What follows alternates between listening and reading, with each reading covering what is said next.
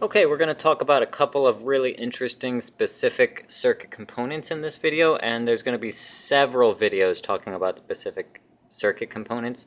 So this is the first one.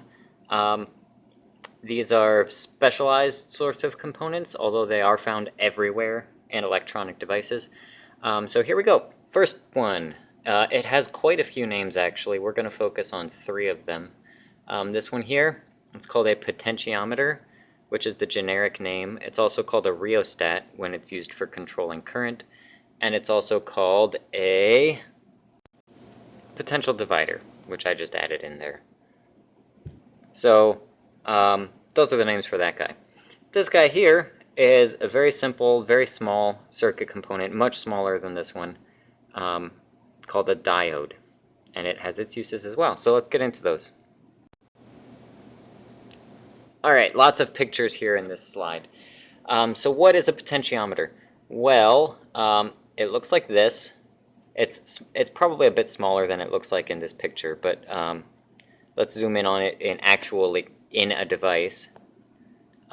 Here's what it looks like with a knob on top. Now you might be getting an idea of what this is used for. And here it is, the bottom of those attachments. You can see here's these three little prongs. And then if we compare that back here to the original device, bam, here's the three little prongs. So this is what it looks like. This is the way the thing appears, the actual device. What's it used for? Well, you twist it, and it changes the current by basically changing the resistance of the device.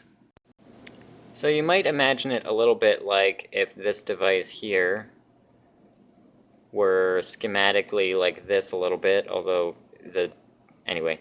And then say this is a current pathway coming into the device and this is a current pathway coming out from it.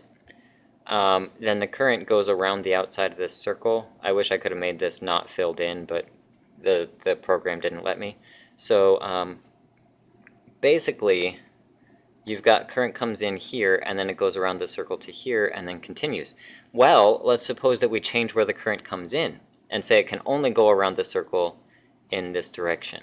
All right, let's change it and I'll be right back with you. All right, so we moved it to a different spot. Now the current comes in here and goes all the way around the circle to here. And if you remember, a resistor or a wire or anything that is longer has more resistance. Shorter has less resistance. So this position would have more resistance inside this thing than if it was up here like we had before. Let's just look at one more option. All right, in this position, we'd have even less resistance. So here, through that much of the potentiometer and then on into the circuit. So by twisting this around to different positions, you get different amounts of resistance inside that potentiometer, and that causes different amounts of current to be able to flow. Or perhaps if you're using it as a potential divider, it gives you a different potential difference across your power supply. So there's two ways to use this. One is to change the current, which is what I was describing first, and then the second is to change the voltage coming from your power supply. So anyways, that is what's going on here, and here it is written out. Manually set the resistance of the potentiometer to a specific value, usually by twisting a knob. It's symbolized like this. Usually this is if it's a potential divider or a rheostat, anyways. And then also like this. So this is a more generic sort of a symbol, and then this shows you sort of like the resistance is being set to a certain value along there. Anyways, that's one symbol, this is another. All right, and then just up over here, that's what a rheostat, well, or a potential divider might look like as a slider version rather than a knob type version. So same principle applying here. Depending on where the slider is set, it will have a certain resistance, higher or lower. All right? Okay, so we're going to have a very brief interlude talking about alternating current, which will help us to be able to talk about a diode more intelligently. We're going to do this really briefly and then move on. We'll talk a lot more about alternating current later when we talk about electromagnetism and things like that. Bottom line, alternating current oscillates, or it flows both directions through the circuit. So up until now,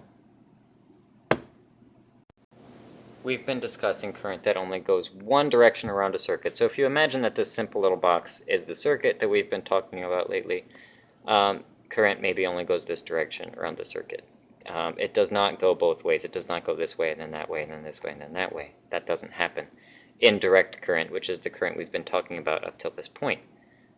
In alternating current, however, the current switches direction constantly, very, very many times per second, 50 or 60 times per second in a typical household or classroom, depending on what country you're in. Anyways, so the current goes up to a certain value, down, up and down, up and down. So it'll pass through the 0 point, and then it'll get to a minimum of some value, and then it'll pass through 0 and get to a maximum of some value. And the maximum and the minimum should be the same number of amps or volts. In any case, it just oscillates back and forth, and it continuously does that. That is alternating current. So what good is a diode then?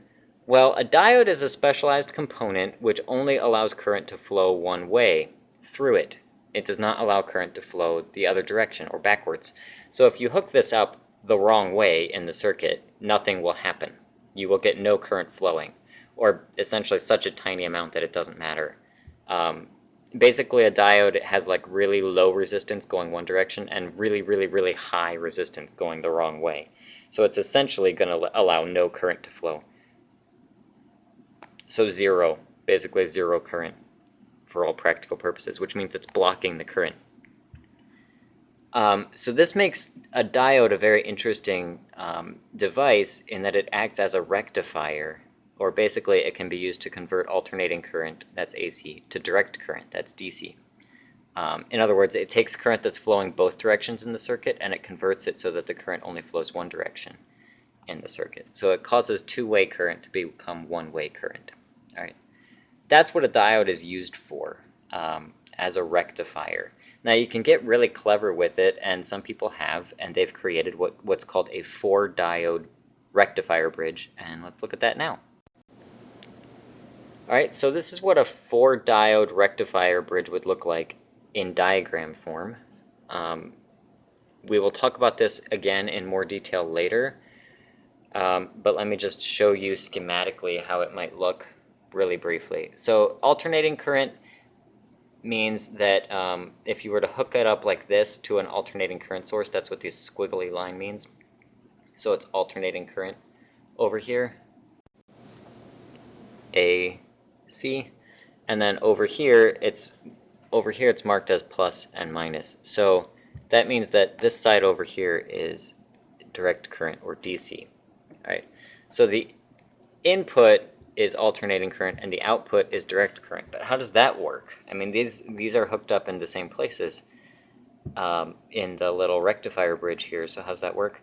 Well, let's freeze frame this, and I'll just do this really quickly and say that this is plus at the precise moment that we freeze frame it, and this is minus.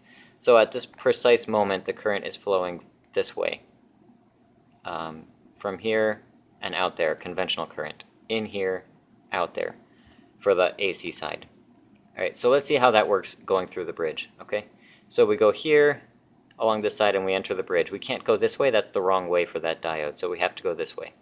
All right, so we go this way, we can't go this way, that's the wrong way, so we enter this part of the circuit, which is the DC part. And notice it's plus, matches with the plus. All right, so then we flow through some components or whatever, back to here, and then we go to this point in the bridge. After we've been in the DC part, we end up here. Notice we could go this way, but that doesn't get us anywhere. We can't go back where we started. We're not allowed to do that. So we go this way through this part and then out to the other side of the alternating current section. All right. So that's how that works. Really quick, I'll show you what it looks like the other way. All right, I switched the plus and minus. So now let's suppose that our plus is here. We're now a fraction of a second later. The plus and minus have switched and we freeze frame it again. Now say that we're going this way. So plus is here. Come in here, can't go that way, wrong way, doesn't let us. So we go here. Oh, look, we wound up at the plus. Go through the DC part of the circuit, bam, to here. We don't want to go back where we started. again. So we go here, and bam, we get out to the minus side of the alternating current. So this neat arrangement of diodes called a four-diode rectifier bridge allows us to convert alternating current to direct current. Regardless of which direction the current is flowing on this side, you end up with a plus here and a minus here on this end, and that lets you operate any kind of thing that runs on DC direct current, which is most things, incidentally. So that's how, that's a little bit of an explanation of a diode, as well as a potentiometer or rheostat or potential divider. That's all we've got for this video. We'll do some more components in the next video. Thanks for watching, and we'll see you next time.